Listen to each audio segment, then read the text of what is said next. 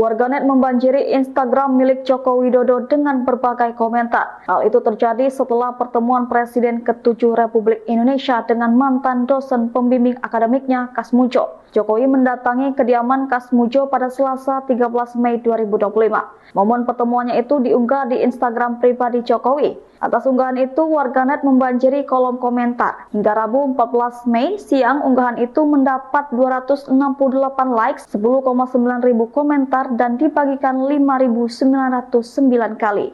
Berbagai komentar yang bernada positif membanjiri unggahan itu. Ada warganet yang bangga jika mahasiswa UGM menjadi presiden. Ada pula yang mendoakan Jokowi sehat selalu dan tetap sabar. Di antara netizen bahkan ada yang menyenggol pakar telematika Roy Suryo. Netizen meminta tolong Roy Suryo untuk menyelidiki apakah dosen ditemui Jokowi palsu atau tidak. Dalam unggahan video kedatangan hingga kepulangan itu, Jokowi juga terlihat melakukan selfie dengan warga. Hari ini saya berkunjung untuk bersilaturahmi dengan dosen pembimbing akademik saat kuliah di Fakultas Kehutanan UGM, Bapak Insinyur Kasmujo, tulis akun Jokowi.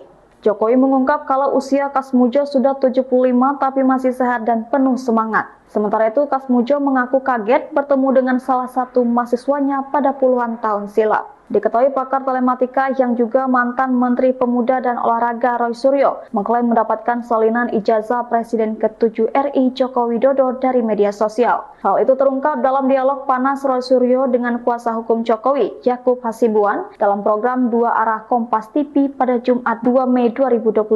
Padahal awalnya Roy Suryo membantah kalau ijazah itu ia peroleh secara online. Sempat gelagapan, Roy Suryo pun beralasan kalau ia menyatakan ijazah Jokowi palsu berdasarkan skripsi.